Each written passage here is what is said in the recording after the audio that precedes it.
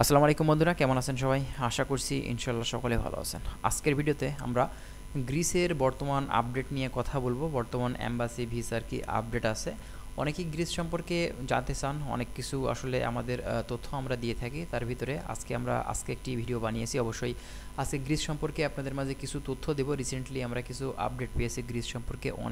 অনেকেই আছেন যারা বৈধ উপায়ে বাংলাদেশ থেকে গ্রিসে মুভ করতে চাচ্ছেন। মূলত যেহেতু এটা একটি সেনজেন কান্ট্রি, সে কারণেই আপনার বাংলাদেশ থেকে এখন অনেকেই আছেন যারা এই গ্রিস দেশটিতে কিন্তু ট্রাই করছেন। তো মূলত আপনারা জানেন এরই মধ্যে অনেকেই কিন্তু গ্রিস ভিসা নিয়ে বাংলাদেশ থেকে কিন্তু ফ্লাই করছে। আপনারা হয়তো অনেকেই জানেন, আবার হয়তো অনেকেই জানেন না। তো বর্তমানে এখন নতুন যে সিস্টেমগুলো আসলে আপডেট করা হয়েছে সেটা কিন্তু আপনারা এই ভিডিও থেকে জানতে পারবেন। আর ভিডিওটি শুরু করার আগে ছোট্ট একটি রিকোয়েস্ট থাকবে, যদি আপনি আমাদের চ্যানেলে নতুন ভিউয়ার্স হয়ে থাকেন অবশ্যই চ্যানেলটিকে সাবস্ক্রাইব করে দিবেন। আমরা নেক্সট টাইমে যখনই এই গ্রিস সহ আরও বিভিন্ন দেশ নিয়ে আমরা আলোচনা করব, তখনই কিন্তু ভিডিওটি পৌঁছে যাবে আপনাদের কাছে। সেজন্য অবশ্যই চ্যানেলটিকে সাবস্ক্রাইব করে ভিডিওটি স্টার্ট করুন। আচ্ছা, প্রথমত যে ভালো খবর বা যে সুখবর বলবো সেটা হচ্ছে, এখন থেকে ইন্ডিয়াতে আপনাকে কিন্তু ইন্টারভিউর জন্য আর যাওয়া লাগবে না। এটা গত মাসের 20 তারিখ থেকে কিন্তু এটা স্টার্ট হয়েছে। আপনি বাংলাদেশে বসেই কিন্তু আপনার স্কাইপের মাধ্যমে আপনি ইন্টারভিউ দিতে পারছেন। সেই সুযোগটা কিন্তু আপনার এই গ্রিস এম্বাসি করে দিয়েছে।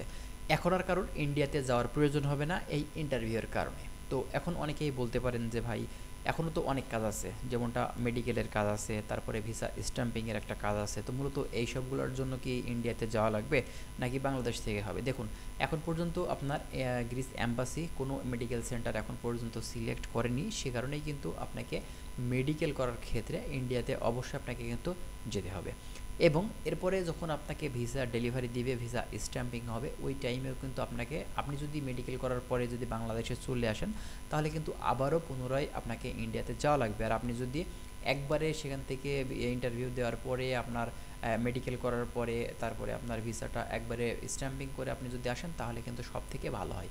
তো অবশ্যই আপনার ভিসা পাওয়ার ক্ষেত্রে আপনার ইন্টারভিউটা কিন্তু খুবই জরুরি। ইন্টারভিউতে আপনি যদি ভালো ইন্টারভিউ দিতে পারেন, তার সামনে যদি বোঝাতে পারেন যে না, আপনার খুবই মানে প্রয়োজনীয় যে এই দেশটিতে যাওয়া, আপনার ভিসাটা আসলে খুবই দরকার এবং আপনার ফ্যামিলিকে আপনি সাপোর্ট করতে চাচ্ছেন, মানে যেভাবে হোক আপনাকে বোঝাতে হবে যে আপনি আসলে খুবই গরিব ঘরের সন্তান, নিজে আসলে ফ্যামিলি নিয়ে খুব সমস্যাতে আছেন এবং আপনি সেখানে আসলে থাকতে চাচ্ছেন, ভালোভাবে কাজ করে সেখান থেকে ইনকাম করতে চাচ্ছেন।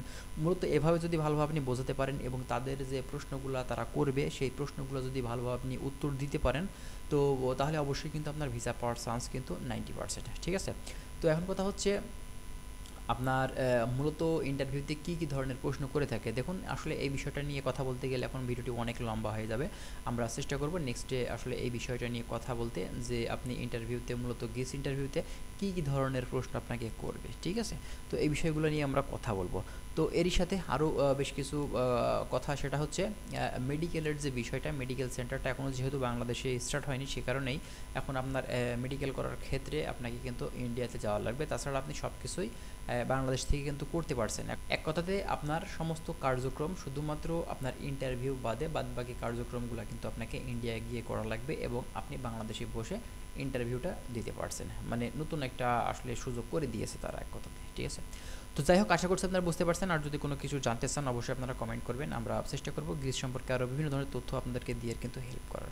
তো ভালো থাকবেন সবাই। আর যারা আমাদের চ্যানেলে নতুন ভিউয়ার্স আসবেন, অবশ্যই চ্যানেলটিকে সাবস্ক্রাইব করে আমাদের সাথেই থাকবেন। তো দেখা হচ্ছে পরবর্তীতে। আল্লাহ হাফেজ।